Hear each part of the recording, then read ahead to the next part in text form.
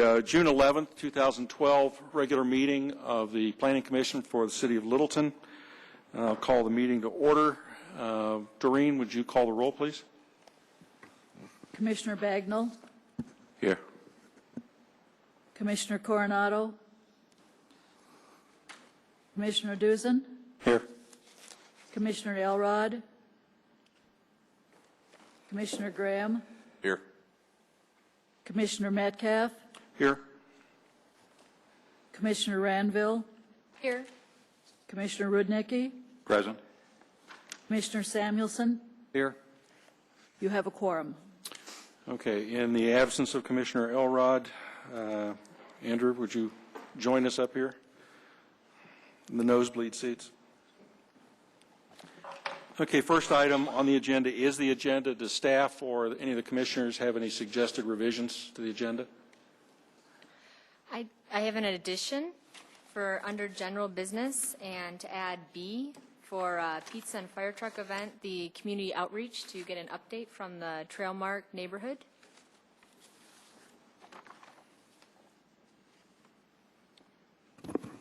We could just give you a report under status reports, okay, or even under process under Inspire Littleton. We'll give you an update.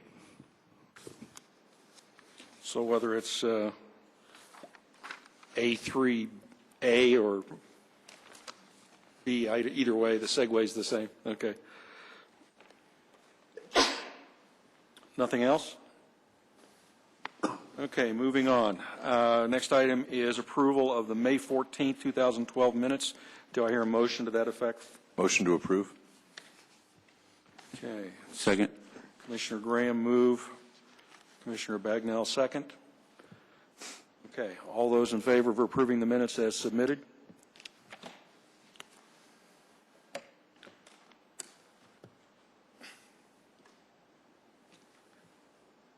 And the motion is approved.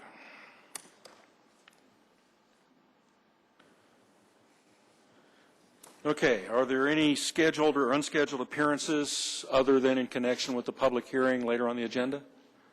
Not like it's a big crowd. I will take silence as a no. So we'll move on to the public hearing. Tonight we're considering an application from Graham's Creative Kids Learning Center for a time extension on the conditional use approval previously issued. Not that there's a lot of people that needs the process explained to them, but we will have a presentation from the staff on the details of the application. Also, presentation of supporting exhibits by staff. Staff will then present its analysis, comments from referral agencies, and then its recommendation to the Planning Commission. After that, the applicant can address the Commission with any additional comments or evidence they'd like to present. We'll then take staff comments on any new evidence presented by the applicant, and I will declare the public hearing open. The public then can offer comments in support or not for the application. The applicant can respond, staff can respond, public can respond, and the Commission can question everybody.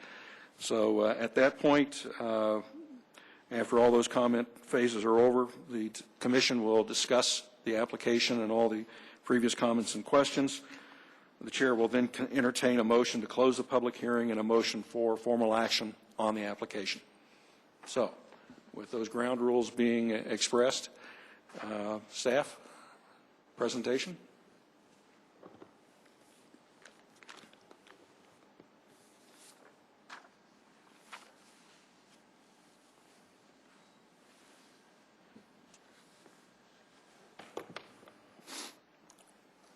Good evening, Commission. First, I would like to enter in the list of exhibits for this hearing. Exhibit A, the City Staff Report and Attachments. Exhibit B, the Area Reference Map. Exhibit C, the City Comp Plan, Goddard Neighborhood by reference. Exhibit D, the City Zoning Ordinance by reference. Exhibit E, the Official Zoning Maps by reference. Exhibit F, Proof of Posting. Exhibit G, Proof of Publication. And Exhibit H, the Public Hearing Roster.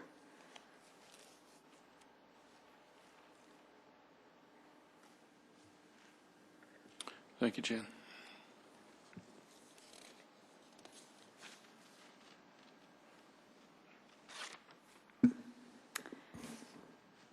Before you tonight is a request to grant a time extension for a conditional use that was previously, conditional use amendment that was previously approved by the Planning Commission for a child care center that's located in the shops of Columbine at 5950 South Platte Canyon Road.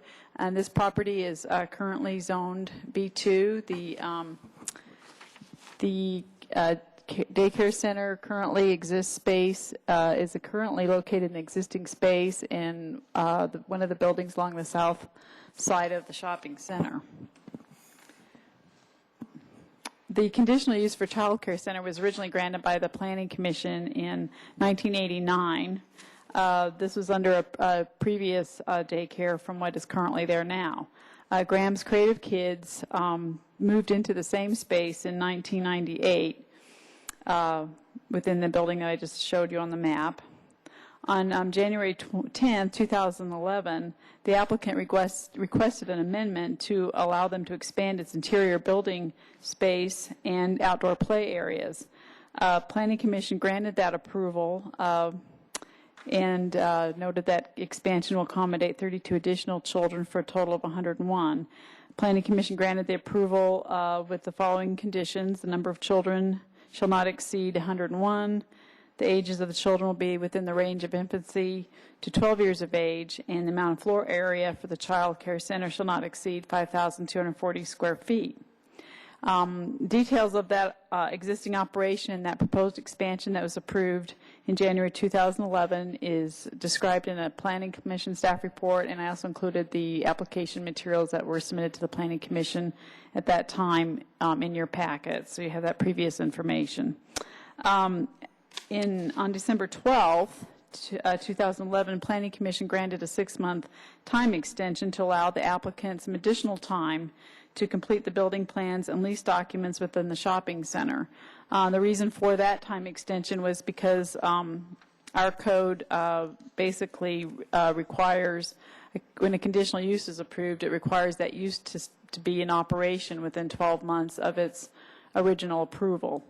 However, our code does allow the Planning Commission to grant up to 2 6-month time extensions for conditional use approval.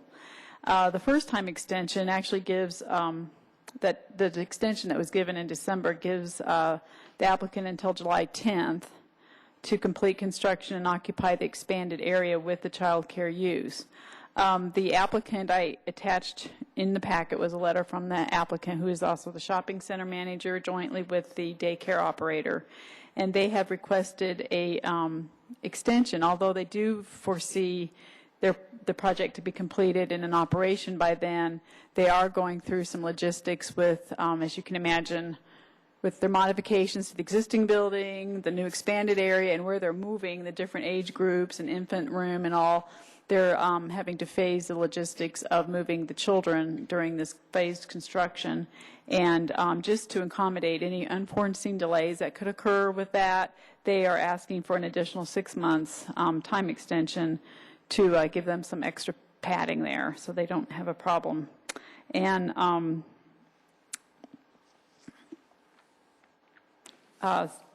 staff has reviewed this. We don't feel that the additional time requested will affect the child care center ability to meet all the criteria for approval under Chapter 8 of the zoning ordinance, in addition to other applicable criteria of the city code, and therefore staff does recommend approval of the time extension.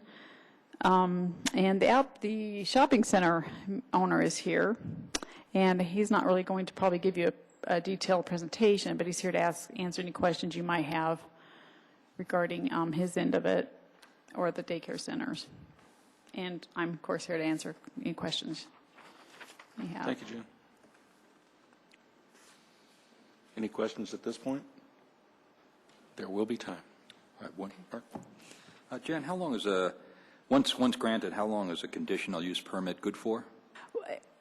It actually runs with the land, but it has to be in continuous operation. If it's not, continuous, it can't be abandoned for more than 12 months. Okay. That will actually result in termination of the conditional use if it's abandoned for over 12 months. So it's no, 5-year, you got to look at every 5 years change. Well, not with this particular conditional Right, not use. this one, We in general. have one, correctional facilities that do have a a time frame that they have to come back in and renew their conditional use permit.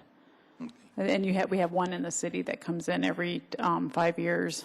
And Normally, renews. it just goes with the building. Yeah, right. All the rest of the conditional uses we have, it goes with the land, and they're not required a renewal. Okay. So all approvals have been met. This is just for construction and moving in? Yes, I mean, they're you know, they will meet the conditions that have been approved by the Planning Commission in the past here. It's just to give them a little additional time to get the kids all moved into the new space so they can actually be using that space under their conditional use permit within the time period that's been given to them. Has there been an ownership or management change in the facility since the last approval? No, no. Okay, Okay. Do you have any for questions? now, anyway, you know how that works. Down? Okay. If the applicant would like to make a presentation? Or just say hello, either way. If you just identify yourself and your address. I'm Mark Thomas, 832 South 3rd Street, Jacksonville, Oregon. I am the managing member of the ownership entity that owns the shopping center, so I'm Mr. Graham's landlord, and we're actually in the process of doing the build-out for Mr. Graham and the expansion. We just have run into some delays.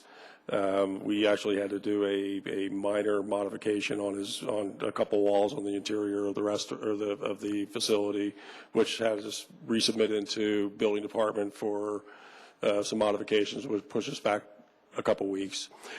I fully expected, and all the underground plumbing is done. The walls are going up now. We're well underway. We fully expect to be in a position where we can receive a certificate of occupancy for the building department around July 10th, but it's the around July 10th, which, of course, always makes me nervous. So if we have an inspection delay, if we have a materials delay, a number of things could go wrong. So we're going to be, barring any unforeseen events, in July, we'll be in a position to occupy the building, which is the subject of the expansion of the conditional use permit.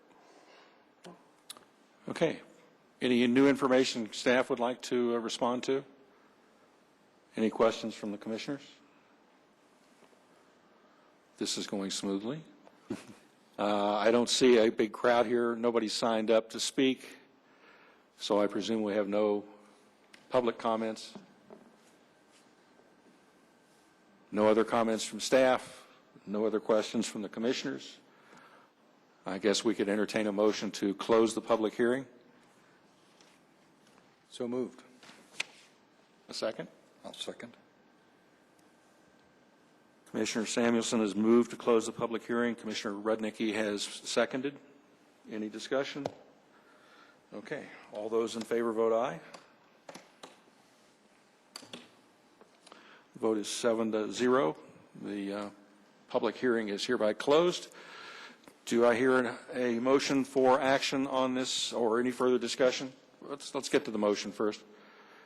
I move that Planning Commission Resolution Number 12-02 granting a second 6-month time extension of the conditional use approval for Graham's Creative Child Learning Center, 5950 South Platte Canyon be approved.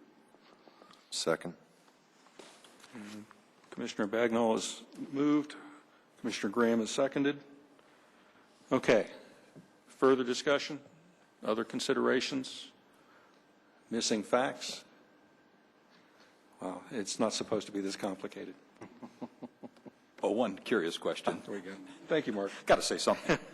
The existing fireplace looks like it's still in the plan. Do you intend to keep it operational, Hansel and Gretel-like or something, or what? Keep in mind that the public hearing is now closed, so we shouldn't be taking any further testimony. You don't think it can answer that? No, I don't. Once the public hearing's closed, it's closed, so. Okay. It's not that important. You don't want to address that to staff for further investigation? No. Okay. Okay, hearing no further discussion, I'll call the question. A yes vote will approve Resolution number 1202, granting a second 6-month time extension of the conditional use approval for Graham's Creative Kids Learning Center, 5950 South Platte Canyon. Understood? If everyone will vote. In a controversial 7-0 vote, it is approved.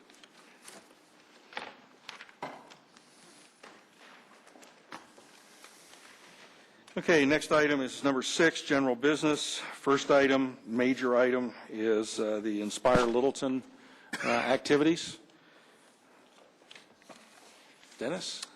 We sent out in the packet an update on the numbers that we're seeing. I've got another update tonight for you. I'll hand those out. Thanks, sir.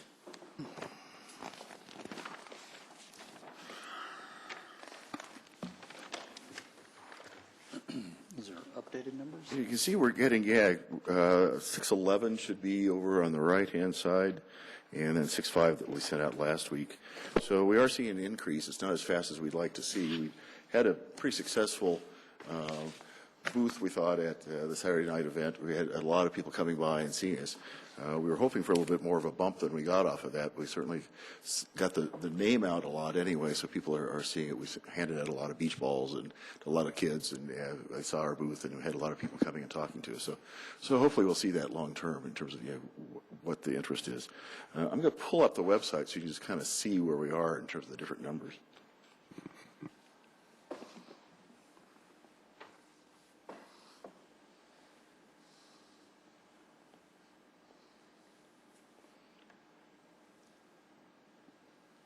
This is the website that you see. I think you go on at general public, and then I'm going to go to the management side here, hopefully. Okay.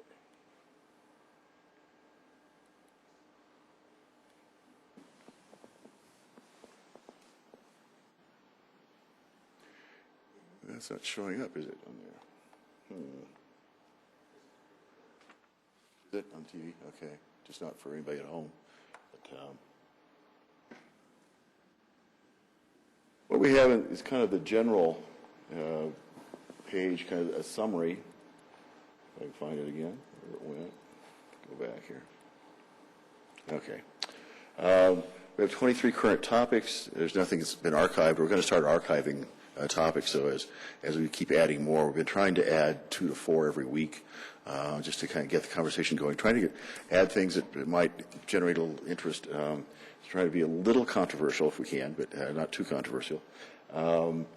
We have had 10 rewards that have been handed out, which is good. So, and we go then to some of the more detailed here.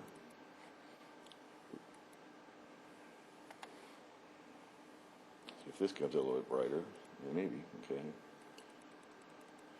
So this is the kind of what you have on your page, and I can put this down here for home. This is the numbers that we're seeing in terms of kind of what the demographics are. And let's see if we can get it. It's just not going to fill up the page for some reason.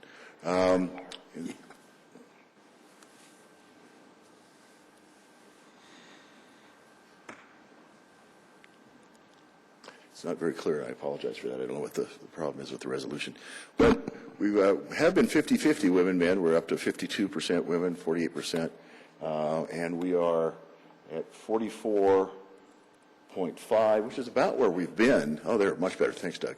44.5 for our median age. And Littleton, as you know, is about 42. So we're a little over our median age. Here's kind of to see what the numbers look like in terms of age group. May I suggest you change your Zoom? Lower right corner to 100%.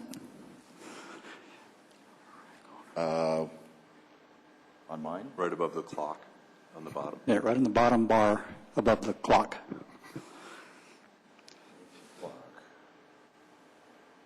Oh, down here. Okay, sorry. Oh, good point. There we go. Better. Anybody bring opera glasses? Yeah, let's do a little bit less than that even, I think. Good thought. Okay. Yeah, it's a little harder to see, but so you can still see with the 14 to 17, we've only had one, and we had one early on. We haven't had many additions there. 18 to 24, we're up to 9. 25 to 34, we're beginning to pick up more people, and then 35 to 44. That's about the same distribution we've had.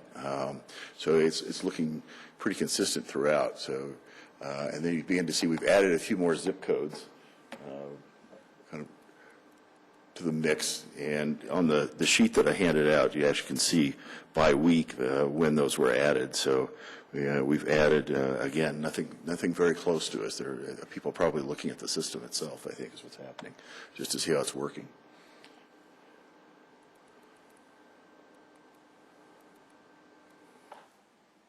$161 participants. Last time I think we watched that, it actually popped at the end of the meeting, which was nice.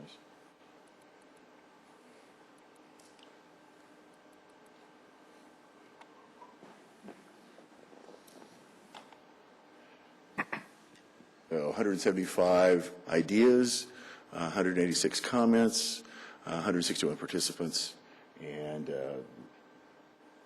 the number of days is we're not counting at that point still in terms of where we are. We haven't been using that. You can go over and actually click on each of these and come into each one. So housing preference in your 20s, 3 ideas and 1 comment. In your 40s, in your 60s, this is the one we added on Friday. Family friendly we haven't put up yet, so it's still waiting. It's one of the ones we're thinking about. It's on the list. Arapahoe County Community College, we have 2 on that. We have, this one is getting 10 ideas, and that's talking about how could we make better connections.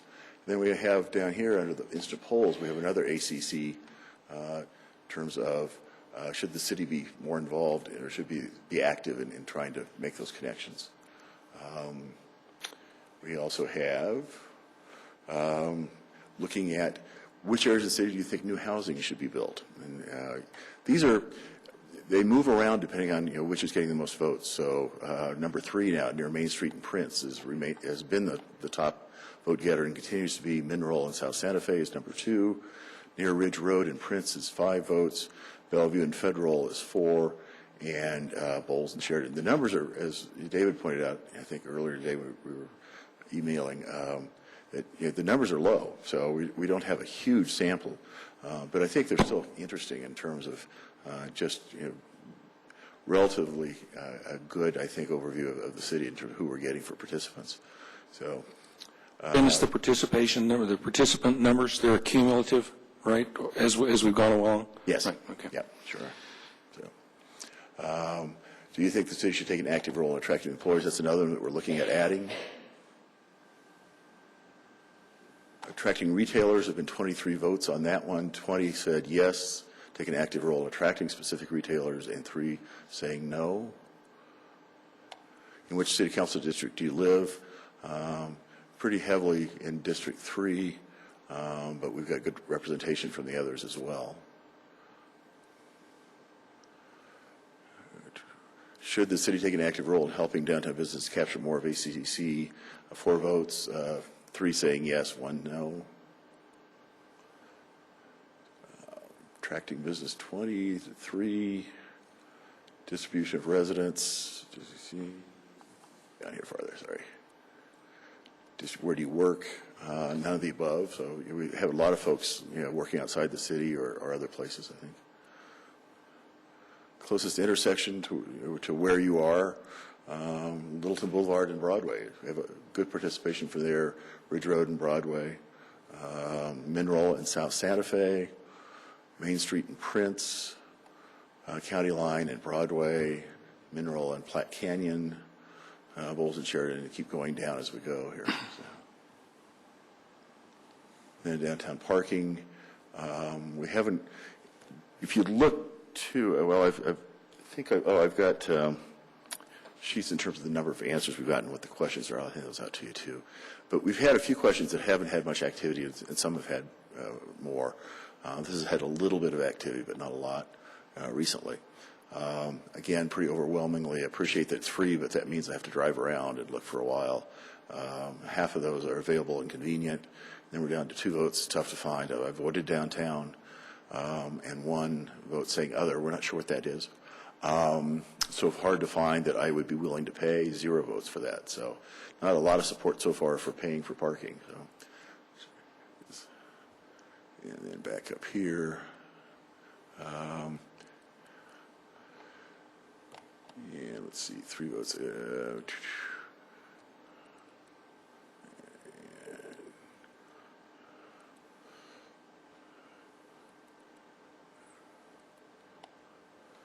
Family friendly, let's see, where do we go here? Sorry.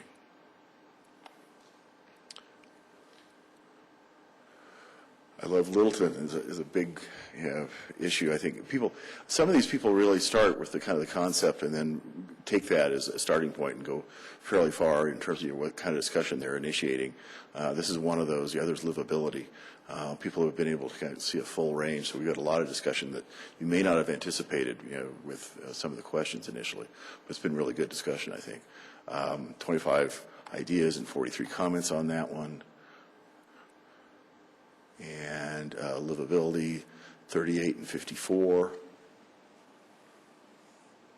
And image, 2024. So you begin to see some of them do really well. Busy streets, good responses, pretty street. And 42 is the number of days that it's been up. Infill, good discussion, not a huge number of ideas and comments, but still good discussion on those. As with all of these, I think, most comfortable street we saw, and least comfortable street. So also have kind of the questions that are currently on the website. I'll hand out to you. Kind of look at those.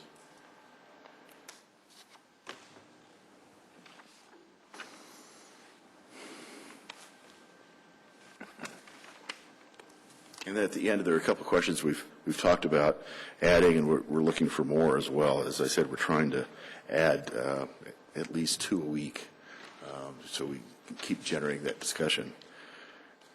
And what we'd like to talk about, I guess, is other things you think we should be focusing on. Are we looking at the right issues? Are we getting the kind of response? How could we generate more response from people? How do we get more people involved?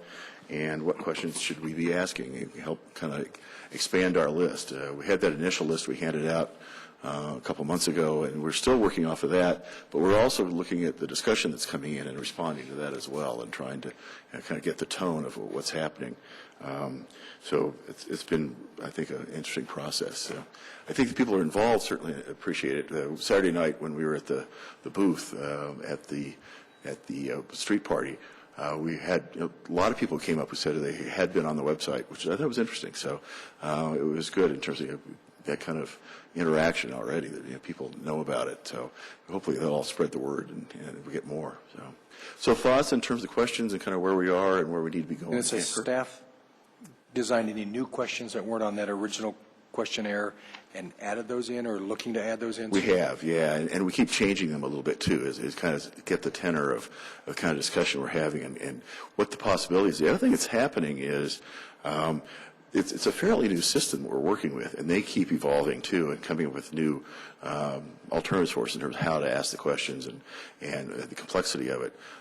So we have some questions that we're going to be able to get more complex with in terms of alternatives. It starts getting confusing, I think, like the question we put up this time was housing. We tried to break it down by types of housing, but we also wanted to know the age group, thinking that different age groups have different preferences, and so you start getting all these multiple angles you're going, and it starts getting a little bit complex. And it wasn't. We did 3 different questions, which may not be the best way to go. I think we have some mechanisms in a month or so that will give us a little bit more flexibility with that. But and we work with the company too that's working with us online, and they've been very good in terms of giving us ideas in terms of questions and where we should be going. But we certainly are open to more. So These questions that we're getting answers to, how do you see those being helpful to the Planning Commission to design a comp plan going forward? I mean, what are there? Obviously, there are some questions that won't pertain to anything that we're doing here. Right. And the thought is that we can get more complex as we go. This is kind of, what do you think of the city now? We're going to start, phasing into where should the city be going more and more. We've done a little bit of that, but the thought is we kind of build off of this and talk more about, where you want to go. And we're getting some answers, too, in terms of kind of the big questions in terms of, do we do infill? Is infill something that people support, and what kind of infill and where? What kind of densities we're talking about? What kind of housing do people want to see? What kind of retail? How involved should the city be with all these things? So that's the kind of thing that I think helps us with the comp plan is we're getting out of this, which may seem fairly specific, we're getting some fairly big picture concepts. And again, the more kind of interaction we get, the better. It's the dilemma of what questions do we take off, because as we get new people, they won't have seen those necessarily. So we've got them all up still, but there's an awful lot of questions to have up right now. So we're going to start probably taking off the ones that are getting the least participation, at least initially, unless we see something in there that just seems like it's a good question and maybe we need to rephrase and come back with another way. So. And so far, you're happy with the participation, or you think it's close to what you thought we would get at this point? My mixture thinks we're doing well. I think we would love to see more. Yeah, I think we were hoping to get higher numbers, just in terms of the amount of publicity there's been, the number of articles that have been in the Littleton newspapers and the Littleton Independent and the city's newspaper. The amount of discussion we've been having and how we've been promoting, but we'd love to see more. So if we were up over 200, I'd be happier at this point probably. So, yeah. I might just add, I took a look at some of the other cities that have MindMixer as a client to see if they're seeing greater or less participation, and we're right about the same as all those cities. It seemed the smaller the community, the higher percentage of participation, which I guess makes sense, but we're at about, I think it was like 0.6% if you look at our total population divided into the total participants. And that almost was across the board what we were seeing, or at least the I looked at 5-6 communities before the meeting tonight to kind of see where we are. And so we're kind of there. We're kind of in the middle of the range. So it could certainly be more, and that's, I think, the biggest thing we're trying to do is get that name out there and getting people to log in. And hopefully we can beat the odds. But Jenny? I had a couple going over the website with the housing question. Mm-hmm. And one of the things that came to mind as another question is, what is your top criteria for selecting housing? Mm-hmm. And thinking about whether it's price, location, housing type, amenities, walkability, transit, those type of elements that factor into ultimately what type of housing you end up purchasing. Good. And so the kind of the precursor of just finding out what is important to people when they're selecting their housing. Yeah, I think so too. I think the dilemma is, do we leave it open-ended, or do we give a list? If we give a list, it certainly is useful for us in terms of that. We may do both. We may start off with open-ended and then use that to create a list so we actually get the numbers. And it's a good way to go probably. But, yeah, it's a great question. So I think it's really good. Maybe instead of just asking yes or no questions, which don't tell us much, if we reformatted it to something like what Jenny is suggesting. Mm-hmm. So we ask them to identify their criteria, then we can consolidate that, break it down into 4 or 5, the top picks, and then we can start getting some feedback that helps us.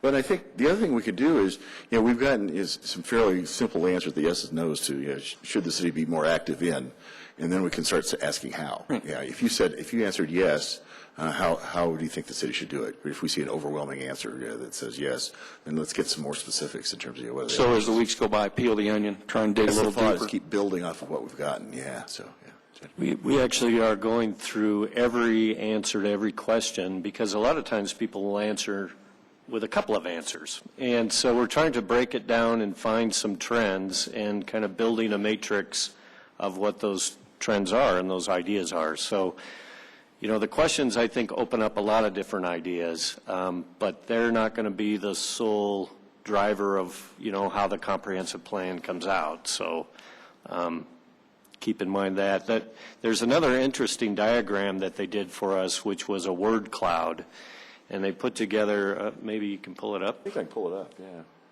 But it's how many certain words appear in answers, and it gives you kind of a picture. Now, as you'll see, Littleton is the big word. That's, of course, shows up the most often, but It's here. It's not here. Maybe the next one. Let's try the next one.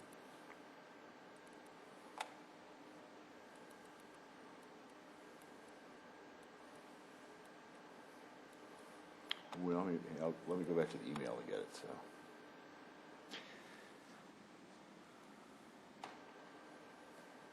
Okay, let's see. one thing, I mean, to keep in mind is, yes, this is kind of data collection light. We are actually looking at hiring a consultant to do a more formal community survey that should start this summer. So, and I think you did something similar with the downtown plan. So there will be both. We will have a more hard and fast social science type of survey that will be going out. Now, it won't be specifically for the comp plan. It will be for everything the city does and measure satisfaction with our services. But I think we'll have some questions in there that will definitely relate to the comprehensive plan as well.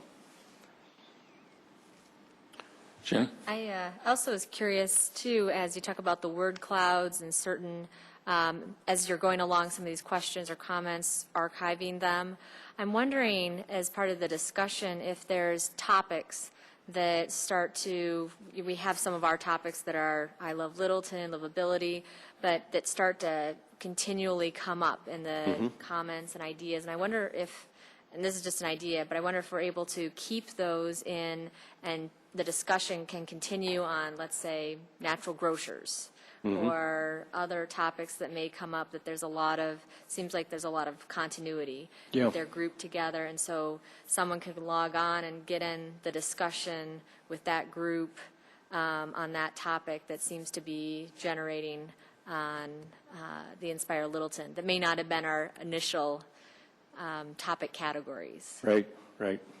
But it's still useful to It's know. still useful. Right. And I did like the question, what do you think would help Littleton be an even better place to raise kids? I think that would be an interesting question to put out there as well. So see this or not, it's a little smaller than we'd like. It's pretty big up there. But you can see that this includes both the questions as well as the answers. And so because we have Littleton so often in the questions and ideas so often in the questions, it's showing up a lot. So you have to kind of look beyond the biggest ones. Although it's kind of fun to see Littleton that big. But you'll start seeing other things as well. Park, instant. So there are some concepts that start showing up here in terms of things that people are talking about. It's a fun graphic, I think, at least, and we'll keep getting these as we go through. You might ask them if they can filter out words from the questions or participants' names and designations, that sort of thing. Yes, exactly. We know we can't do that, but we thought that MindMixer could do that, and they haven't been able to so far, but we'll keep trying, yeah. I'm intrigued by the word "fey" being. We could block those out, too. We could make a poster and black out the names, protect the innocent. Santa, too. I mean, it's certainly an intriguing way of trying to hear what the loudest voices are amidst the hubbub, but a little filtering would probably help us. Yeah. Well, and that's what we're trying to do, too, is rather than just a word, is there a concept that keeps popping up? And we're seeing some trends in that as well. So we're doing that kind of on our own. Kind of looking at multiple words and phrases, and so you actually get the concept. Yeah, if they could filter out words from the initial introduction, usernames, probably even place names. Yeah. Bellevue, Prince, that sort of thing. Maybe even things like adverbs, usually, always, particularly, especially. Very, yeah. All right. Anyway, it might be worth discussing with them to try and focus it a little better. Yeah, I think we can do that. Yeah. Yeah. Well, and that's what we're trying to do, too, is rather than just a word, is there a concept that keeps popping up? And we're seeing some trends in that as well. So we're doing that kind of on our own. I would think they could do that. I mean, they're just, We thought so too. I don't. We'll ask Nathan again, I think, and see, because we thought the one we'd get from him would have that. So. Yeah. And Chris and Kathy both thought that he could do it. So we'll certainly separate out the questions. Yeah, he did this one very quickly, so maybe he just didn't have time to do it. We'll try They made it plain, both in the initial introduction to the city as a whole and then to their presentation to us, that this is a work in progress. They're learning as they go.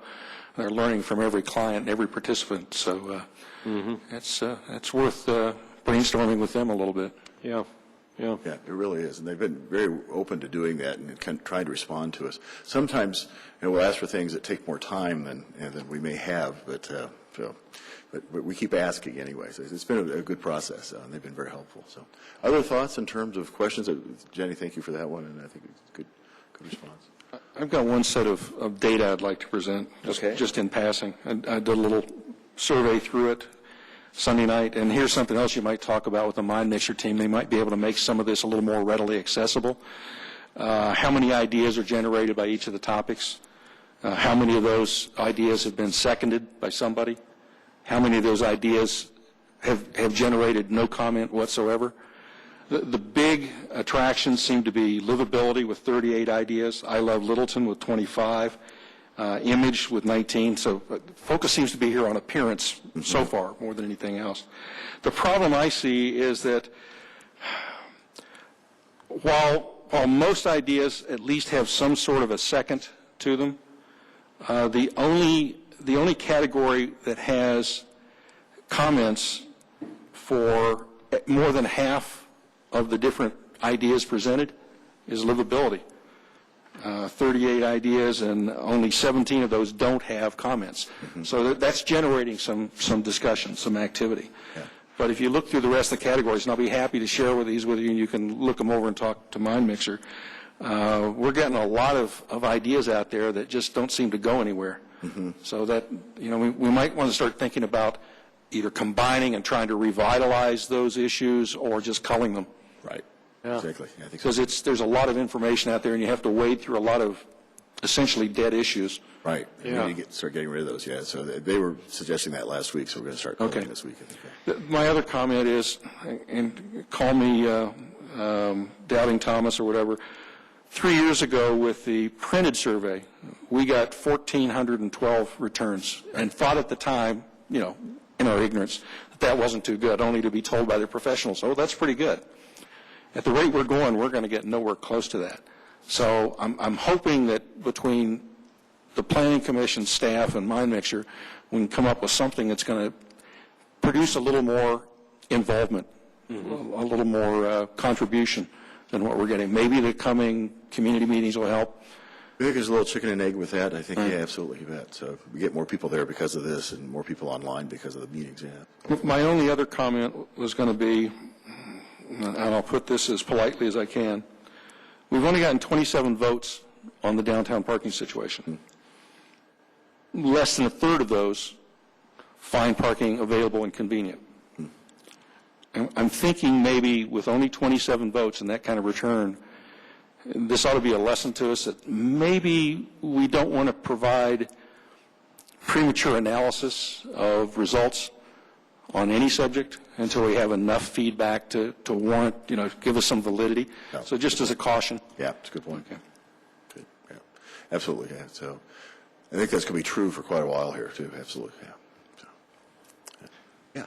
I want to get your feeling on let's say, the quality and the diversity of the feedback, the responses. I was going through flushing out things from my computer and stumbled on my archive of old emails for and against the 36 people citizens review for the last comprehensive plan. You were part of that. Comments were, it's the same old crowd that was appointed. They were too liberal. One person said too conservative. Mostly it was, so there was some political pull and push either way.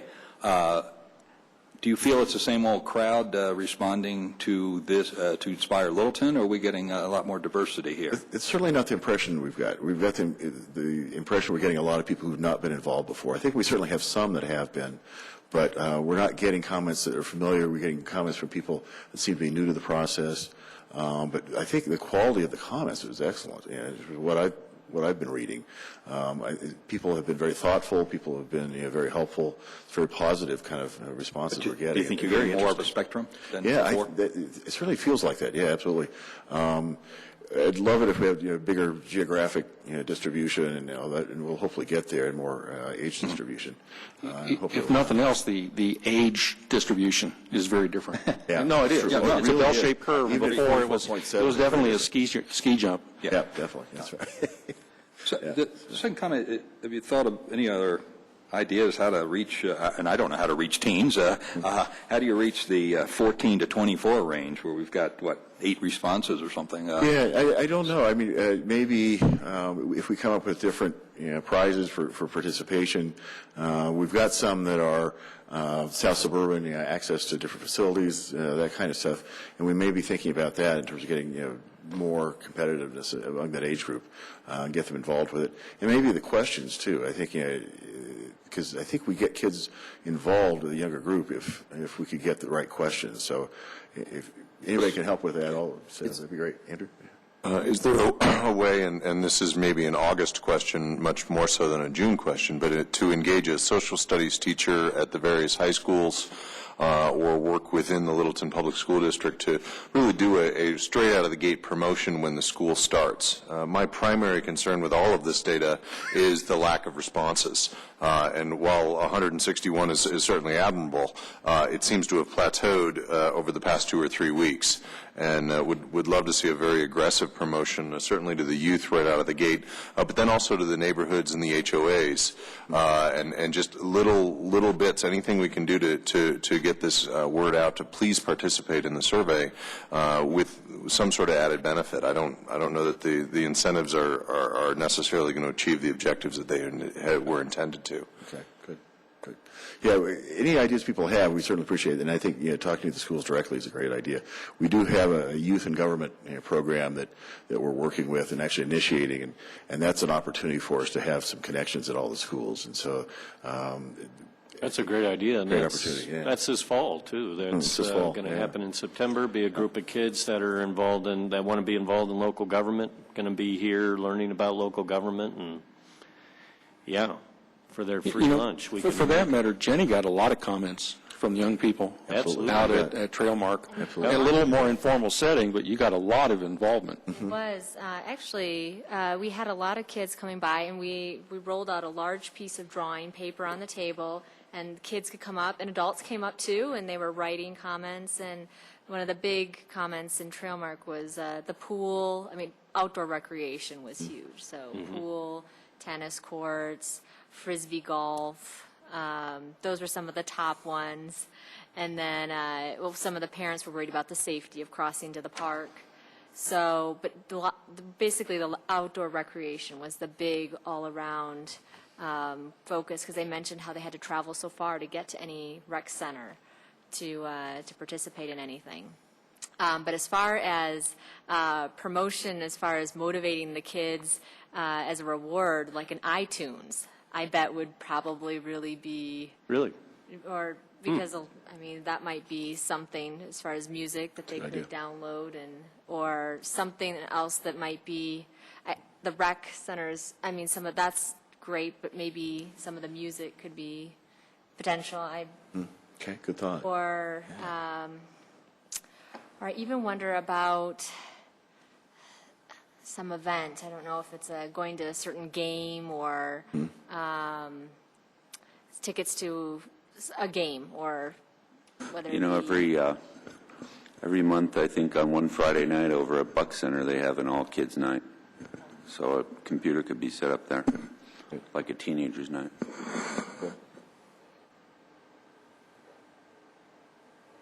Good idea. Okay. We certainly met a lot of younger kids also on Saturday night. The beach balls were real attractant, so we got a lot of comments at that point. But in a couple of cases, I know in one case they said, I know my mom is involved in Inspire Littleton. So, I don't know how to get them past the edge of knowing about it to actually logging on and giving us some feedback. Were any of them taking the little cards that had the website address Yes, on it? we And gave out Can we do dozens. some just for kids, say, hey, kids, log in here? That's a good point. To ask them, because they're just thinking it might be adult stuff and they pass it on or they throw it away or whatever, but if you can ask the kids to do that. And the same whenever you have we have a table at the community events, maybe have separate cards just for kids, you know, and maybe you say from 14 to 14 plus, something to log in. And can we set up specific questions or a specific location for them to go to once they log in? I don't know if you can do that on the site, but they're going to log in and they may not see, they see those first 3 or 4 questions and say, this isn't for me. But if you have a button that they can go to, hey, kids. Can I ask you a favor? That's Could you good, yeah. get a teen to edit this, and so you don't say kid? I mean, kid is so condescending to Very a teen. exactly. No, yeah, we'll change that. We don't want any 50-plus people writing this thing out. Absolutely. dog. You'll get 0 response. Yeah, no, absolutely. How was the overall campaign advertised? It's been advertised both in Littleton newspaper, the one that we put out, and also Littleton Independent. It's been on Channel 8. We've had pretty good front page advertising and those things, so people see the newspaper. The idea too is to see it over and over and over again. That's one thing Kelly keeps reinforcing, that you can't just see it once; you have to see it multiple times in marketing. And so we're trying to get it out as frequently as possible. We're going to be at Western Welcome Week. We'll be have a booth there as well. So we're just trying to get name recognition. People start thinking about it. Kelly's taking our beach balls to the Hudson Gardens concerts, and we're going to throw those around at the concerts. So people have those, and just see it, get a sense of something's out there. What is this thing? And hopefully log on. So. I want to use a case in point. I had provided this to Glenn. On May 30th, our HOA newsletter went out with an inspirelittleton.org. Oh, great. I live in the 80123, and while I cannot prove this, I think it is reasonable to assume that on 5/31, 10 people applied because it went out in an HOA newsletter. If there's a way to get with the communications director or secretary or whatever they call them in the various areas, and give them a PDF that all they have to do is cut and paste, or a Word document, or the verbiage, make it so it's just a cut and paste job. Yeah. That would absolutely, if recollection would imply that this is a result of that, I think you'd really see a spike, probably not necessarily in the youth. I think that's a different strategy, but absolutely in the homeowners and the citizens who are providing the leadership in our community. And having been there, done that, I'd suggest you contact the HOA directly, not their newsletter publisher. Otherwise, all they want to do is charge you. Well, part of the challenge we have is that you're in a very active HOA. That's rare. A lot of the HOAs, the best contact we can get is the attorney down on 17th Street in downtown Denver. They've got a management company, and that's as far as we can get into it. We don't get the officers. We don't know who they are, and there's no way to regularly get that. We don't have that kind of structure, unfortunately. 80-20 rule, put 80% of the effort into the 20% that are going to produce something. So. You bet, absolutely. The ones that are out there are really helpful. In that vein, am I inordinately concerned that there are so many zip codes on here that are not Littleton, some of which aren't even in Colorado? Is that an anomaly? Mind Mixer said anything about that? I don't think so. I think it's kind of the nature of the beast in terms of people searching for this kind of thing. And I would think if we really checked with Nathan in terms of where they're marketing, I bet this lines up pretty clearly. Some of them are from Omaha, which is where their home office is. So you see a real concentration in Omaha. But yeah, it's a huge spectrum of numbers. I mean, we're talking barely over half of the participants are from Littleton, if I'm reading the zip codes right. Should we filter those out? I thought I counted maybe, well, at least the top, all the 600s, there's about a dozen there. Yeah, but I the 80120 anythings are Littleton. Yeah. Arguably. Some of them fade over into unincorporated parts of Arapahoe County or Jeffco. But anything that doesn't start 80 something isn't even Colorado. Mm-hmm. Yeah. Yeah, that's true. We're getting so much interest across the country. Absentee landlords? Continuing a long tradition that Chris Gibbons would appreciate, I'm sure. I know you didn't have much participation today or since you were there Saturday night, but as you go forward into this week, and that seems to pick up, because there's things that we could look at that you guys did on Saturday night that we could do at the other meetings throughout the community to say this is working and that's not working, or would kind of. Yeah, I think so. I think we can better. be more specific in terms of our marketing. I think you're right in terms of really pushing the website. We wanted to have the website up and get people registered. We were having computer problems, and I don't know what happened, but we could link into our into the city's website, but we couldn't get beyond that for some reason. So. And just as an aside, when I went down to the barbecue place right next to you guys, or right down the street, they were already out of brisket. Was that you guys that ate all the brisket? Yeah, that wasn't it. And to keep those burgers cooking all night long. Other questions, comments, or suggestions? Actually, I like the idea of utilizing our community events and actually be able to sign people up right there, so they don't just take a card and forget about it, but we actually get them to sign up at the event. So we'll work on that. Did you have a list of the questions that are on there right now, or the comments or ideas? Maybe these are the ideas that are being discussed right now? We had a few. We had one board that had just a few of the ideas that we'd gotten that we were trying to generate some discussion on the sticky notes, and so people did see those. But typically they initiate their own ideas pretty quickly. So as soon as we asked them, told them what we were looking for, they had something in mind. And it was pretty immediate without even looking at the ideas that were there. It didn't take a lot of discussion, typically. Yeah, but if you had maybe a whiteboard or something up there that said, these are the ideas being discussed today on the website. Maybe something will catch somebody's attention. Yeah. Hey, I want to comment on that. I don't know if it's cost prohibitive, but is a postcard flyer a reasonable tool to gain people's interest? Something at 10 cents a pop goes out, or $14? It may be. It's about, we need about $6,000, I think, as I recall, last time we did one, so to get it citywide. So it's a fairly substantial investment, but if it's worthwhile, it's certainly something we can think about. Have you seen that to be an effective tool in other campaigns? Yes and no, I think. It's kind of like everything else. Depends on if we can make it look like something they don't throw away. Typically, we try and make them a little larger than normal so that they kind of see it. And I don't know if you saw the ones that they've been putting out for the city council events, but they're large and they've got photographs on them and definitely looks like Littleton. And so if you do something like that, and Kelly's pretty much an expert on how to try and grab attention. So certainly we can talk to him about to see if that's a way to go. It's a great idea. In the attempt to support many different mediums as many different times. Yeah.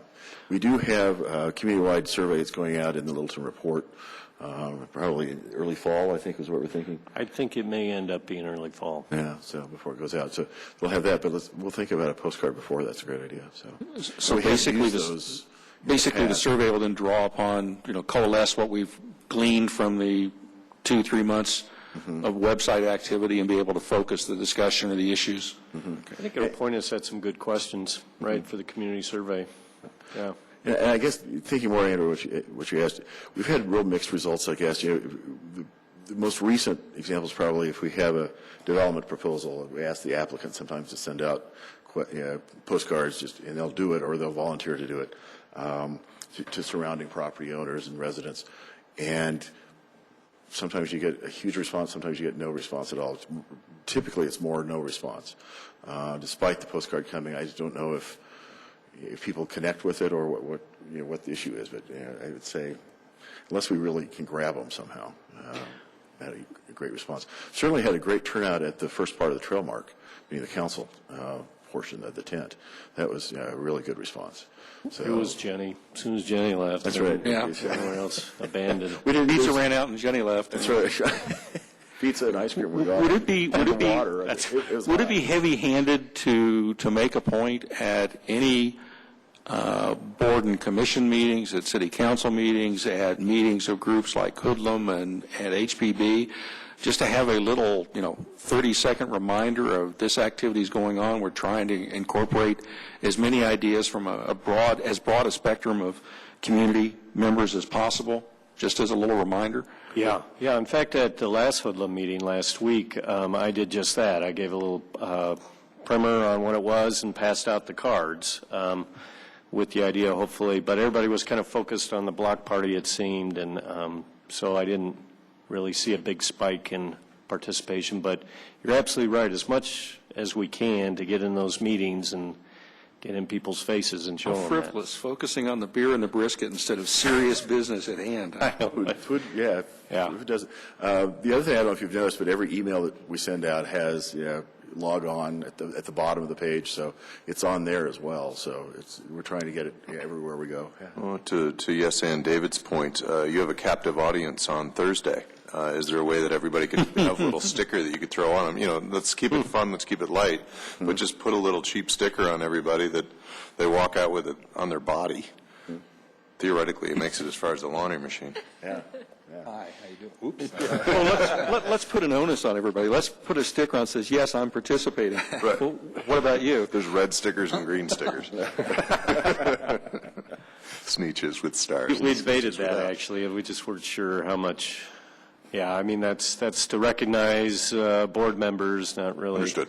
Yeah. Then unfortunately, that gets back into Mark's concern that it's the same old crowd, and so Yeah. we really want to expand it beyond that. You could certainly put cards at every play setting, perhaps. Yeah, we'll see what we can do. Yeah, we have been talking about that, kind of debating whether or not that was fair to do to everybody on a fun night or not, but it's a fun program to go on to. Yeah. So in August is the Western Welcome Week. Right. You have a booth set up. We have a booth that we'll be at, They've given us a booth, so that's great. We'll be there as well. Any other events this summer going on? Dennis will be singing at the Carousel of Music. I will be, that's true. Also.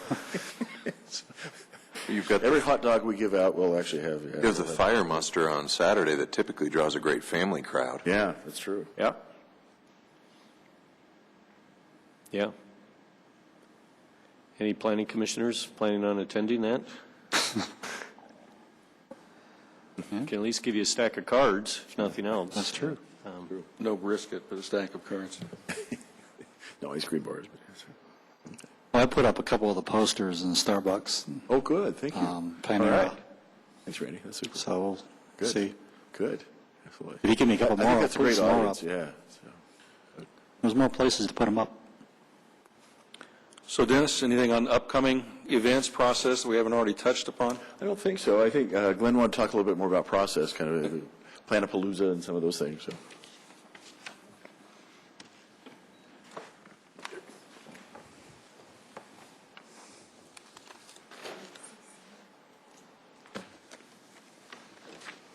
Oh, we had an event.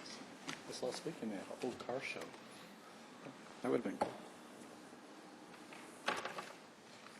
Well, I thought what I'd do is, when we started out this process, we talked about trying to keep it flexible and looking to adjust it whenever we see a possibility. And maybe Trailmark isn't a good example of, we had plenty of commissioners there. That was great, but we only had two folks, and they actually weren't residents of Littleton. But still, they lived pretty close. They were residents of Littleton. They just weren't residents of Trailmark.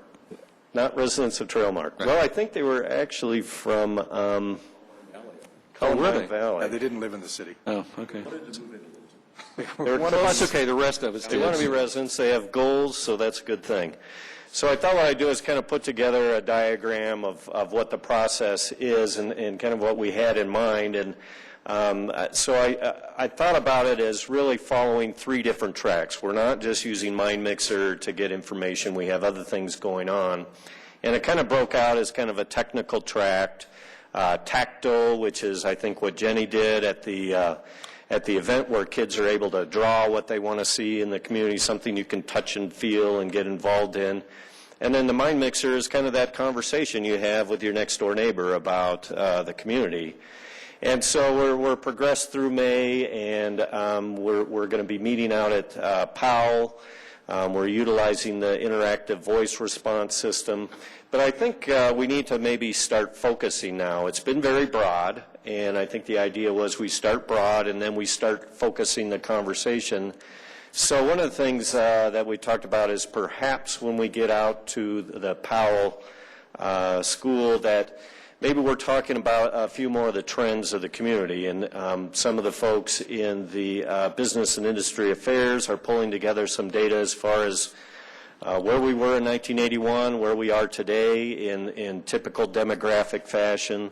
Also looking at some of the retail trends, what where our most successful retail is and where, we've got a lot of square footage, but it's not really generating the kind of sales taxes that you normally see. And then moving into July, we start focusing on housing. And one of the comments we heard, we asked a very general question on Mind Mixer, where should we put more housing? But we didn't really get down to the detail of what types of housing. And we've been struggling with that. That was our intent of actually saying, well, maybe high density should be close to light rail, or maybe there's some areas that we have vacant land, we could do more single family. But it got pretty complicated. But so really what we are thinking is perhaps maybe even a guest speaker in July, somebody who may be a developer type that, analyzes the market. And then it kind of builds to, and I called it Planapalooza just for the heck of it, just to have some fun with it. But we have more of an interactive planning event with the community. We try and build folks through the June meeting and July meeting, try and build up a contingent of folks that would then come and involve in maybe a half a day on a Saturday, and where we can talk about some of these trends, maybe bring a guest speaker. I like the idea of kind of bringing the finance guy, and I know I know Mr. Metcalf had talked about when are we going to get to the reality of some of these things are just too big, and we just can't provide every idea we get out of Mind Mixer. It's not pragmatic. So trying to maybe focus the conversation a little bit, and then I was thinking of a very simple planning process that we would break the group into, and we'd put together a very basic base map of the community that would have existing land uses, perhaps a little data sheet that would talk about some of the trends that we presented previously, kind of show the areas that are really performing, but maybe some of the underperforming areas where we have some opportunities, and let the group break out and with a simple dot process of various land uses, just show us where they think new development could occur, perhaps where we ought to scale back in certain areas, and then ultimately, perhaps in the next day, it becomes somebody gets to sit in your seats and actually hear the presentations, hear the facts, and decide, whose plan kind of fits the bill for the community at best. So it's a little bit of technical information, but it's also about getting people involved and understanding all the various aspects of how you plan a community. So I don't think we're going to have an actual comprehensive plan out of the end of the process, but I think it would get a lot of people involved and hopefully get a lot more interest in planning the community. And then from there, it won't stop. And I haven't really listed meetings, but what I see from there is we start drafting, and perhaps we take it to the Planning Commission and staff as putting together a draft, but we're still testing those ideas, whether it's through Mind Mixer or it's other meetings, through the fall and the winter and perhaps beyond the winter till we have a comprehensive plan. So what I was thinking is rather than, and I'm a little nervous, and I know the Planning Commission had the same concern. One of the things I think that went against us at Trailmark was it was a hot day, number one. People were real excited. They were out in the heat. They were getting full on pizza and ice cream sandwiches. Boy, to go on the next step into a dark room with us showing slides, it just wasn't that attractive. Hopefully that's unique out at Trailmark, and perhaps we'll get more participation, but I was just kind of thinking, and again, we haven't done anything. I really wanted to get your ideas. I wanted to see what you thought to get kind of people involved and more hands-on, I guess, more tactily involved in the planning process. So I want to just kind of throw that out to you, have you chew on it, and is there concerns, or is this something we could perhaps flesh out a little bit more and start building on it? So that's my 2 cents. If you have any questions, or I'd love to hear your ideas. Okay. It's really, I like the interactive piece of it where people can actually get involved and start to try some of the ideas and see how they might fit with other ideas. And also, I even wonder if we could get various groups to come out, like the merchants group. And also even, I wonder, with ACC, they have an architecture program there, correct? It's drafting and design. I'm not sure. More tech, yeah. It's more technical, I think. But it could be interesting to just get some of the students to participate. I mean, even if it is more, it's good to have technical. I mean, to have, and to get some of the. Well, that's right. Actually, I was thinking. To participate, and as well as just any of the other groups in the city that might have an interest. So something interactive, I think, would keep people perhaps for a longer duration of time. And it's interesting. It's an interesting idea. This sounds a lot like True Grit, the HPB did in 3 different sessions. Yeah. Including, some of the, basic principles and some of the pro issues that need some pro and con presentations on planning that preceded the small group breakups and the discussion that kind of kept building up through the subsequent 2 sessions. So, and if nothing else, as you say, it's not going to generate a plan, but it's going to, don't know what kind of ideas are going to come from the group activity. And if nothing else, it's going to make all those participants who are there aware of just how complex it is. Not trying to overwhelm them with the complexity, but give them a chance to recognize what all the pros and cons are on all the major issues about what the city can and cannot do, should and should not do, so that they have a better appreciation of what has to go into pulling a plan together. So it'll be educational, if nothing else. Yeah, that's kind of what I was hoping for, too, is just give them a chance to see it from a different side. The magic question here might be exactly where in the public communication process this occurs. Far enough along so people have had enough time to get into it, start to chew on some of the issues and the ideas that have come up, but not so late that there isn't still time for them to say, that's made me think, and really re-stimulate the discussion in the remaining weeks of the website. Yeah. So.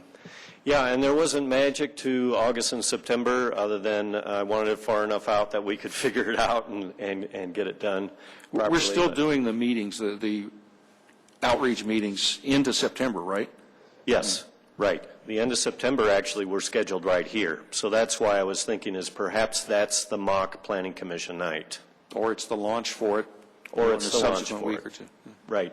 It could HPB be. had really good turnout for their True Grit. How did they get that many people, Dennis? Do you know what they did on a daily, weekly, monthly basis to get that kind of turnout? One of the usual suspects. As I recall, Kurt, it was kind of a combination of things. A lot of them were folks who were already involved in something similar to that. They were in historic Littleton. They had former members of Planning Commission, City Council. It was people who were involved in the community. They did get some people who were new to the process. But They did, because I sat at a table, and there were at least half of the table was not involved in anything at the time. So, yeah, and we got property owners. We were inviting specific property owners downtown. We were inviting architects and developers that we knew were involved in projects similar to that, historic preservation projects. And so an it was effective, fairly targeted. Yeah. An effective facilitator can keep the usual suspects from dominating the conversation and directing where things go.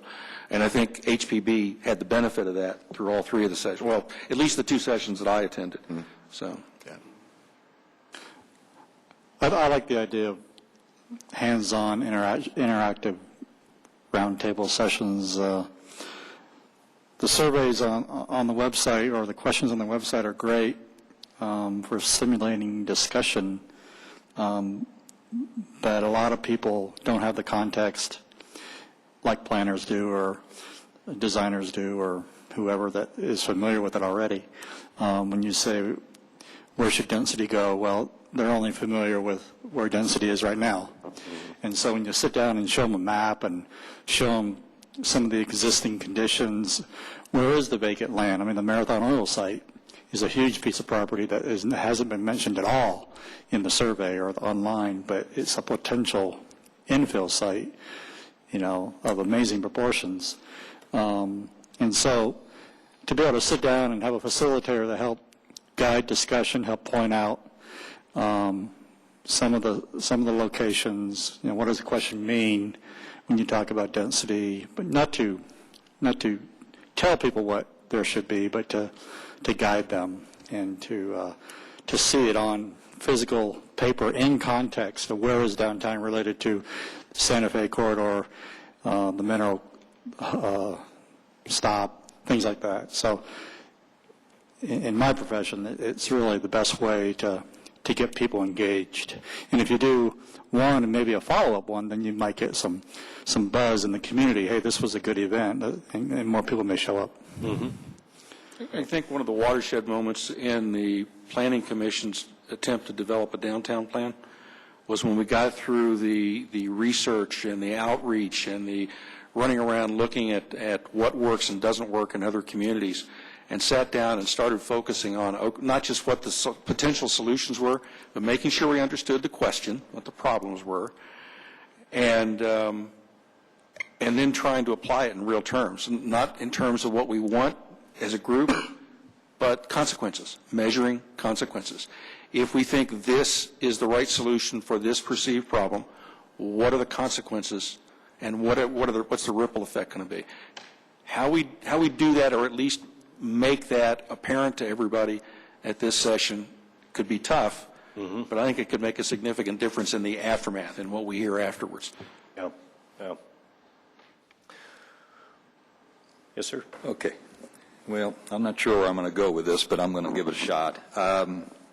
You spoke, 4 or 5 times about getting people involved, and to me, people involved is the usual suspects, the 30 or so, 50 activists that get involved in everything in the city of Littleton. There's also the 43,000 of the rest of us, or them, whatever.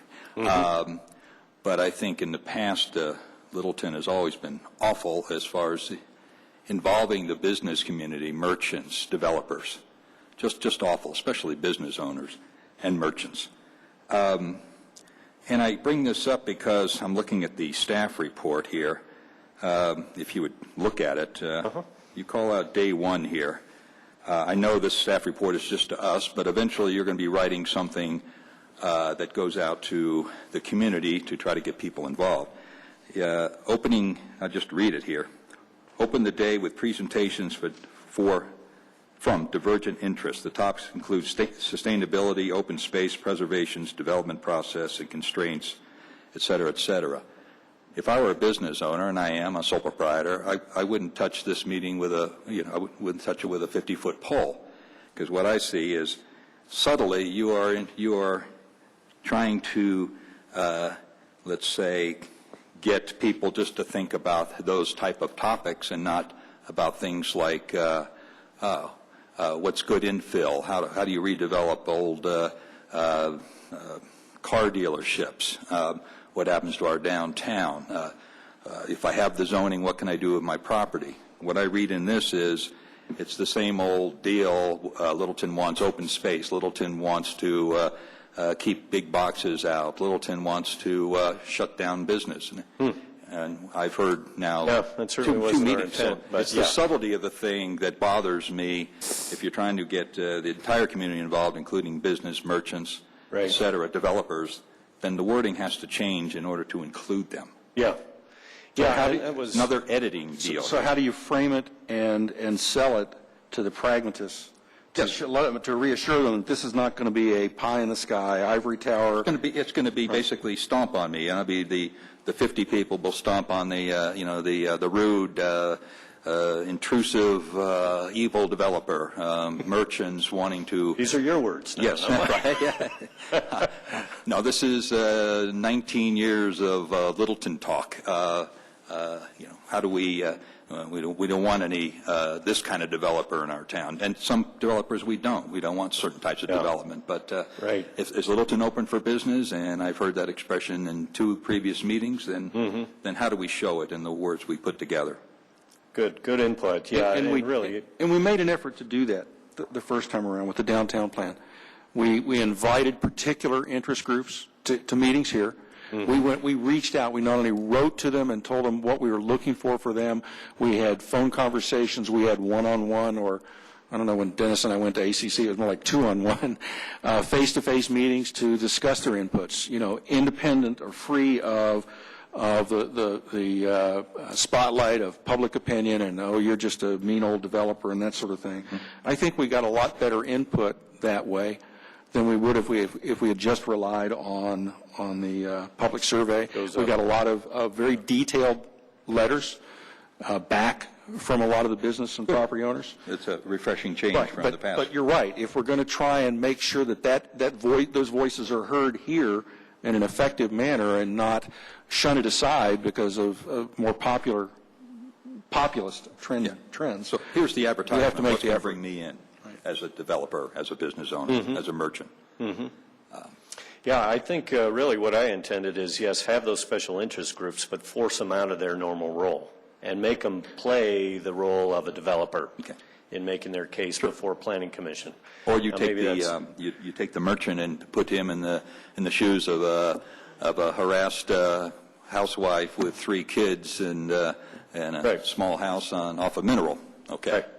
That's why I think it's important if staff can identify the issues, which way do we go kinds of things, and present an even-handed pro and con for each of them, and then let people say, okay, this is what we say we'd like, but some of the consequences of that aren't as favorable as we'd like. Let people start having to balance those things. Yeah. In the second half of it, the Yeah, mock-up. that's certainly our goal, and we'd certainly love input on that, on how to do that. This was really kind of a first run at it, so it definitely needs help. To that end, has there been engagement of the various chambers of commerce, South Metro or West Denver, or any of those, and their input and what they'd like to see developed in these areas? Suggestions from their merchants, suggestions from their business owners on the process of getting them involved, engaging them, given that they have an opt-in population? Right. No, you're the first. We want to come to you first. So no, we haven't reached out to anybody or presented this idea to anybody. Yeah. Well, a lot of times in a process, there's a stakeholder. There are stakeholders, which is who you're talking about. But there's also steering committees. Committees made up of key business leaders, HOA leaders, organizations, community groups, you name it. And if you know who they are, hopefully you can bring them together as a group that could be hopefully solicited to help get their members, their participants involved, but also to bounce things off of them and get information off of them so that they feel like they have ownership in the process. Mm-hmm.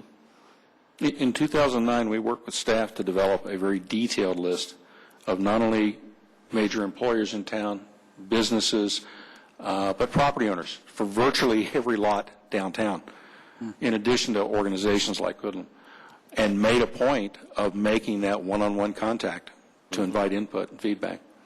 So in this case, I think Mark's right. It's more a question of making sure they understand this is going to be an open, equitable process where all concerns are addressed and people have a chance to exchange viewpoints and maybe act a little outside of their comfort zone.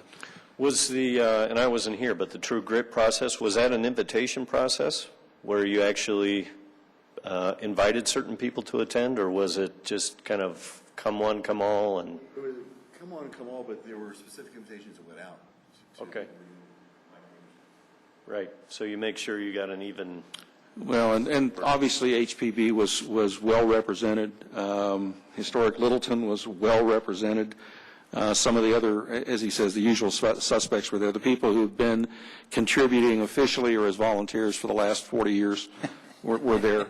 Well, they were. That's true. Are we kidding? That's not exaggeration. No, and I think what we're seeing today is it's not a question of ageism or anything, but we've got a new generation living in Littleton, and it's time we found a way of involving them instead of just all of us.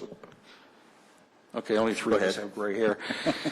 We're a minority now, what can I say? Anyway, it's time we made an effort to do that, and this may be one of the ways of doing it. Well, we'll put a little bit more thought into it and bring it back to you at the next Planning Commission meeting. It might even be worth saying something on the website, saying this is what we're anticipating, what would be of interest to you, what would bring you in as a business owner or as a property owner, as an employer. Right. I mean, we're saying the same, we're asking the same thing of students who go to ACC about some of the ACC issues, about people of all ages, about what kind of housing do they favor now or as they age within Littleton. You know, ask for the input and then reshape our thrust on the website accordingly. Yeah. Now, immediate future, June 26th, we're at is Powell Junior High? Al? Middle school. 26th? 26th, June 26th. A lot of you saw what we did at Trailmark. How should we change that up? We'll have different questions, but I don't want that to be the whole meeting also. I'd like there to be opportunities to have more interaction with folks. Any ideas on that? We'd be happy to look at them. One of the ideas I was thinking is some of those, as we see some of the trends come out of MindMixer, perhaps we make a poster of what that is, and we post various, we're going to be in a much bigger space, so we'll have room to have areas of just where people can wander in and talk about whatever that topic is and give us ideas, and then perhaps break into the more formal, IVR kind of question and answer thing. Are you going to be in one of the classrooms there, or do you know the auditorium, the crematorium, or whatever they call it? It's either the gym or the cafeteria. They have a gym, really large gym, and then another cafetorium, they call it, down in the lower level. Whatever you do, make sure you have plenty of signs, large signs with arrows, because that's a complicated room to get to. Breadcrumbs would work. And I think all the way from where, I'm assuming you're going to do this in the parking lot or in the parking lots for the outdoor activity. Tent, do you know, is the tent? No, exactly. Kelly said, I think it's in the parking lot. Yeah, that sounds right. There's a really large parking lot there. Other than that, there's undulating grasses. I don't think you'll be doing If it's outside in the parking lot, outside the main entrance, you then have to go through 2 pairs of doors, down a switchback ramp, down the hall, and down around another corner, down steps or down a ramp. You need to have. You should go over there and see it. Girl guides. And make sure you have 42 signs pointing which direction you need to go. Yeah. One of the things you might make a right turn, they'll never get out of that school. One of the things you might think of doing is providing some kind of a lure, a segue, a link between what's going on outside. I mean, the table and everything and the input from the young people is nice, but now that we've got some issues and ideas identified on the website, let's put a couple of the more provocative ones up there and say, if you've got something to say about this, it's right down here. And then the other one is more a utilitarian thing. Presumably we'll have the computer and projector issues sorted out. Yes, thank you, Andrew, by the way. The clicker, you didn't have a cape on that night. The clicker exercise was fun, but if it goes on too long, it starts to drag just a little bit. So. Right. Yeah, and we have 2 hours, so it can definitely have time to drag. It doesn't give a lot of time for people to shoot questions or offer ideas or interact. It's a good intro. It really pulls people in, especially the historical stuff, but it went on much too long. Well, the best part was when we had a tie with 2 people. That's a possibility. So. And then there was an opportunity to interact and build a list and then test those concepts as well. So that would really be the ideal situation if we had opportunities like that. Yeah, limited as the audience was, we did develop a couple of new questions or new aspects to existing questions that we pursued that night and then translated into the website, and that's something worth pursuing. Yep, we had a very bright crowd there. All 3 of them. I'd suggest, given it's going to be hot and things like that, to start earlier, and then also give people who may just want an opportunity to fill out a card rather than have to sit through a lengthy meeting to let them fill out a card with a survey.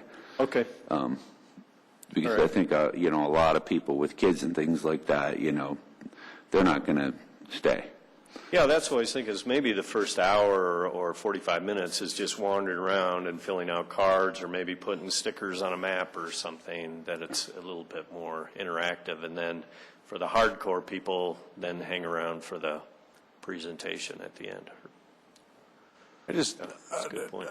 Frankly, I was disappointed by the turnout, and no disrespect to any of the people who came, because it was us.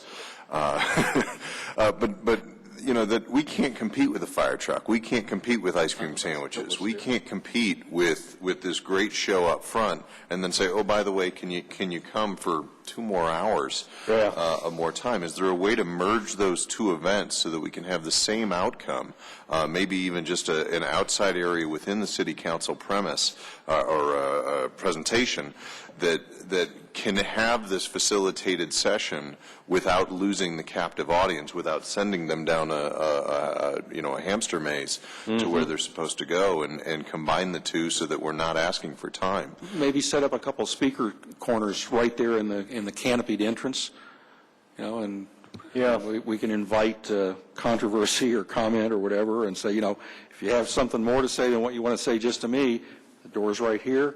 The meeting starts in 15 minutes. Yeah. Part of what we heard about the tent events was there was really a wish to keep those very low-key and not really be dealing with issues, but just a chance for council and staff to meet folks in the community. So we had talked about doing a lot more at that meeting, but there was some pushback that we want to just kind of keep this a nice meet and greet type of meeting. If you have issues, you bring them up, and that's why we're wearing those T-shirts that say "Got questions." Staff's just kind of there meeting people. So that was one of the concerns why we've just kind of kept those meetings very light, and then we did something afterwards. If we don't get a very good turnout in June at the June meeting, I think we look at perhaps another night that we break the community development or the comprehensive plan meetings to another night, and perhaps it is just too much. I know it was a concern of the commission. I think our thinking was, gee, you got folks there, it would be a natural for them to stay, but so far we haven't seen that happen. Perhaps, Trailmark's a bad one to figure as a trend. Trailmark, because you were down here at the park, and then you had to get back in your vehicle and drive to the other You had to find and I didn't know where it was. I had to drive around, and there was no sign out on the road to direct you back into there. I'd never been there. I had no idea where it was. There was no signage. I think this should be better. We'll see how it goes. But I think they're right there, and if you've got signs that are up high enough, or continue to tell people to go in to that other location. I'd also make sure the air conditioning is on. Seriously, in the schools, they turn it off in the summer. So. Oh yeah, we're well aware of that issue. Yeah, they shut the power down. So we're, I think, going to spend some money to make sure the power is on and the space is cool. What is this? I'm sorry. Is there no relationship between the first part and the second part? Yes and no. We had our one drawing event thing, and we're passing out cards, and we're telling people about the meeting later on. Now, I imagine there will be people who perhaps are just going to attend the comprehensive plan meeting. They'll skip the picnic, and they'll come just for the purpose of telling us what they think about the community. I think that's a real possibility. So, if we don't draw from that crowd, I think we may draw from another crowd that will just skip the picnic altogether and show up. What is the stated time commitment for people to attend the Planning Commission side of it? Are we asking them for 2 hours? Are we asking them for 90 minutes? Are we asking them for 45? For you folks to attend that meeting? No, the participants. The citizens. Until we bore them to death, I think. Well, exactly. If you say, hey, you want to come to a 2-hour meeting to talk about planning a city? 6:30 to 8:30. That's the published time. Whether we use that whole time. Is that sexy enough to get somebody to want to come to it? What would you suggest, I guess? Come and stay as little or as long as you want? Keep it open would be one concept. The second, if there's an old business line, if you want a half hour somebody's time, you ask them for 20 minutes. If you want an hour somebody's time, you ask them for 45. They're more willing to give the smaller chunks of time, especially it also gives the appearance and then the mandate that this is a short, well-run meeting that gets right to the point, and I'm not dragging my time out.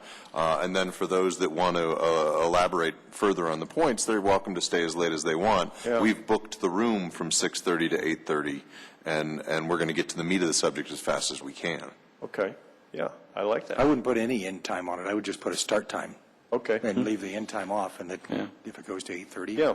Set up the presentation and the planned interactivity for an hour, so that if people think, okay, I've heard what I needed to hear, I've learned a little something, but, I got to go home to be with my wife They and ask, kids. say, 45 minutes, you'll be out of here in 45 minutes. Yeah, I mean, that would be the other way of doing it is we do the formal part quick to the meat of the matter, and if they want to hang around and tell us what they really think, then they can, or they can move on. Tell them at 8 o'clock we'll bring the leftover pizza and brisket down, so, stick around. It's 3 weeks old, but you'll love it. The pizza or the brisket? Don't That's They're good. both gone, so it doesn't matter. I mean, and typically a meeting like this, you would do as an open house fashion where it is. You drop in, you leave. Whenever you're ready, you go. And that's what we tried to do with the open house 3 years ago. We had it set up as two-phase. We did the hurry up, the presentation, the introductory, suck them in on the issues, make a quick presentation summarizing what we had talked about up to now, opened it up for comments, and then we sort of broke up. And if people wanted to stick around and talk about, with a particular focus group on one topic or another, they did it. If they had heard enough and said enough, they left. We had boards up for them to put their comments down if they wanted to express it in writing instead of verbally, which is much like what Jenny was doing with the table and the tent. So provide some opportunities for flexibility, get the nugget of what we want to accomplish up front in the first 30, 45 minutes, and then see how people want to contribute their time and their energies. I like it. Yeah. Yeah, I certainly don't want to force the meeting just because we have this cool technology, and I definitely don't want to, as much as I enjoy it, it's doesn't need to be the whole source of the meeting. We are going to have strong-arm guys at the doors to frisk everybody for the clickers so they don't walk over them, right? Yeah, we need that. We got them all back from the 2 people that were at. Very few bruises, too. 2 people. Very good input. Thank you. That's what we'll plan. A quick, short presentation right off the bat, and then break it up, and we'll have commissioners there, whatever people want to talk about. Okay. Any other questions or comments? Excellent.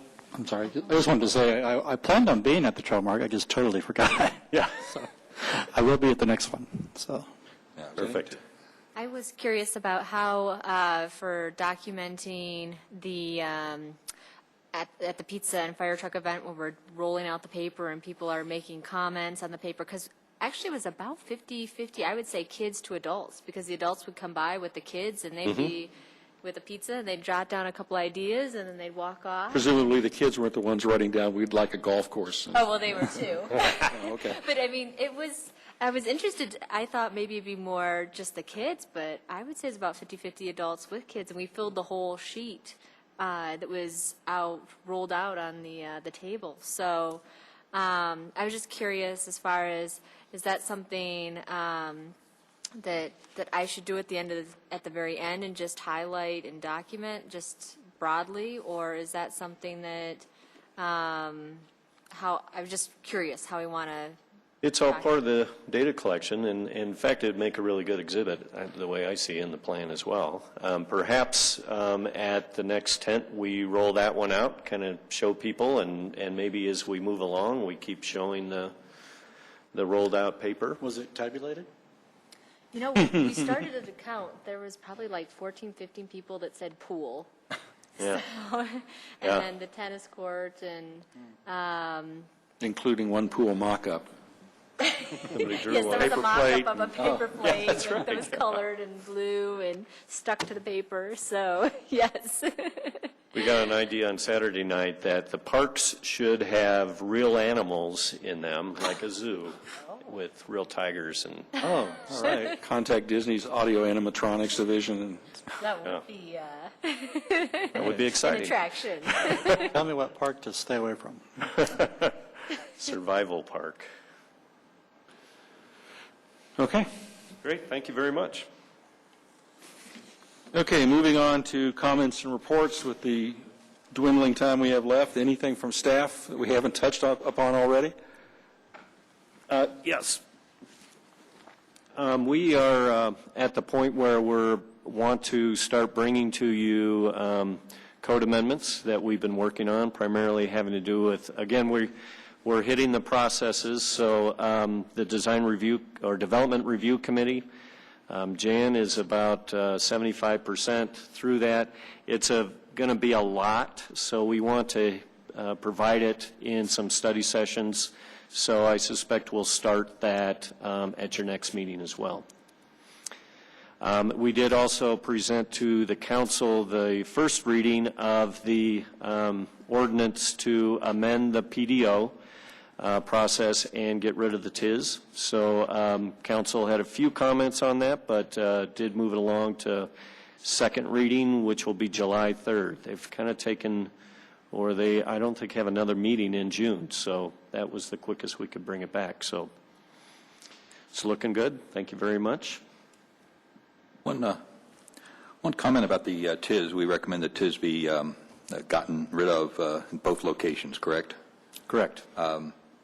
It occurred to me this morning, I was thinking of the TIS around Mineral and how I wouldn't change my vote, but TIS would have some effect with the parking lot at especially the graveled area, well, the entire surface parking lot there for the RTD, the light rail.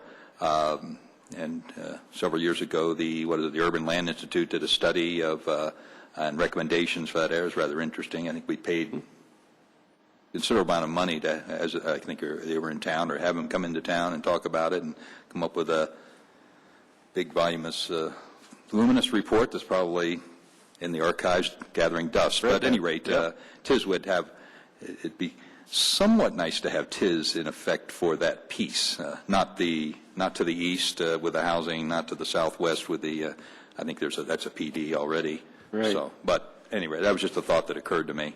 It might come up in your discussion with council. Yeah, actually, Kirsten's not here, but the one issue with the mineral station was it is all PD or single family, and the TIS ordinance actually said it doesn't apply when you have an existing PD. The parking lot is a PD? Yes. Yeah, okay. It's PDI, I believe, even Alton, Aspen Grove, and the shopping center as well. So in essence, it really didn't apply to that area. Now, I did have a meeting with all the area planning directors, sit down every quarter, and they, the planning director from Lakewood gave a presentation about some of the planning they're doing around some of their light rail stations. They're utilizing a similar concept of TIS, but with the idea of these are the things that we need to see within a half mile to support the light rail station, a minimum density.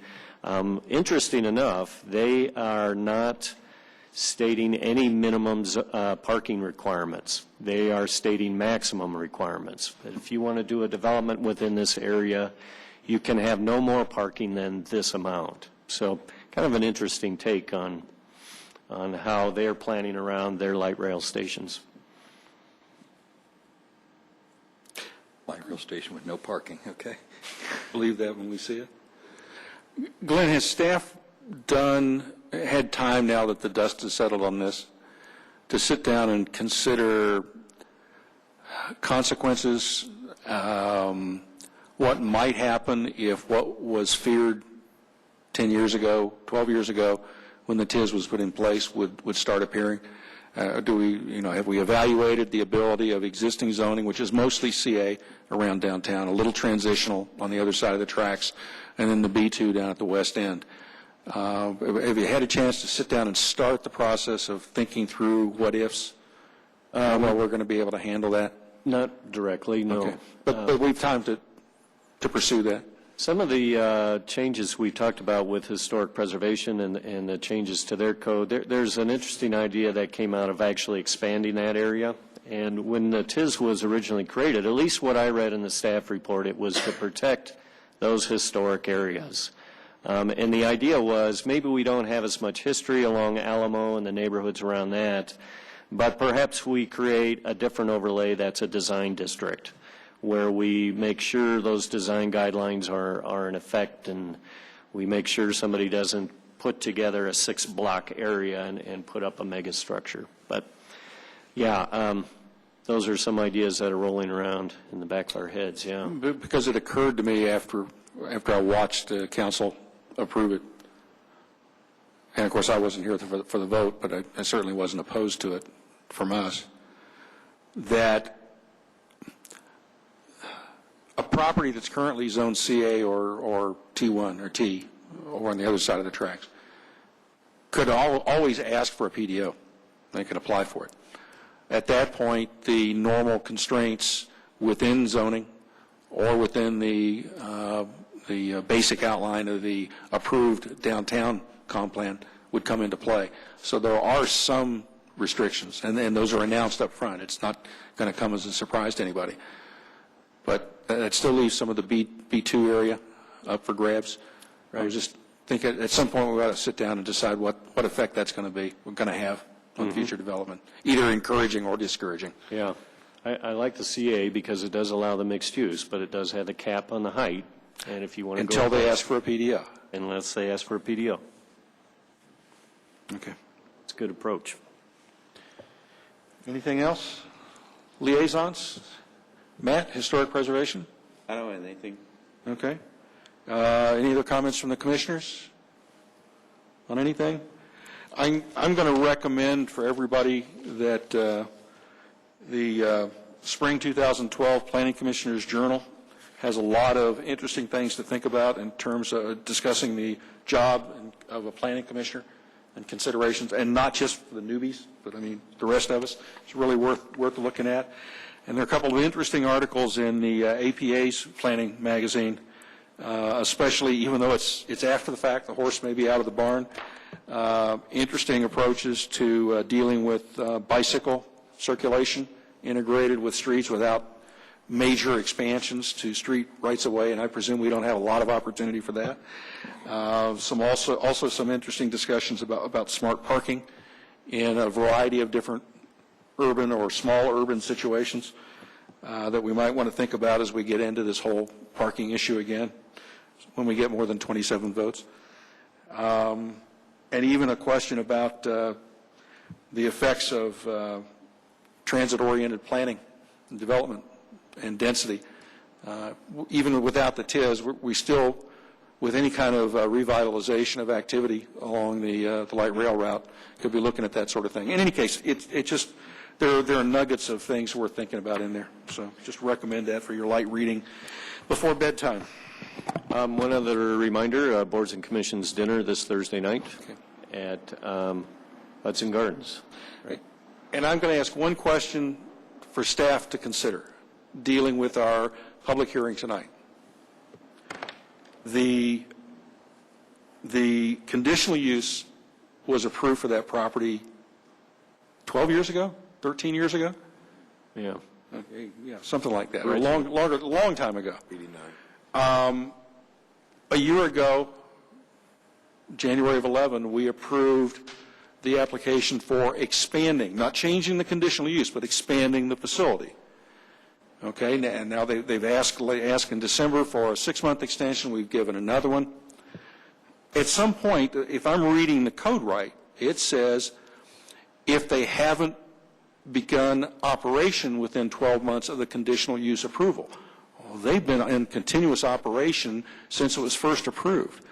Are these extensions, are these approvals for an expansion really more a building code, building permit issue, less an issue that should take up applicants' time, energy, and money, or staff's, or the planning commissions repeatedly? I mean, this is the third time he's come back for that. It's something worth considering. I mean, I know code calls for it, but that might be, if we're talking about code reconsiderations, code streamlining, that might be something worth thinking about. Right. Yeah, actually, yeah, and your comment is well taken. I think in this case, they probably vested the use, and it's just a matter of they're going to occupy more space.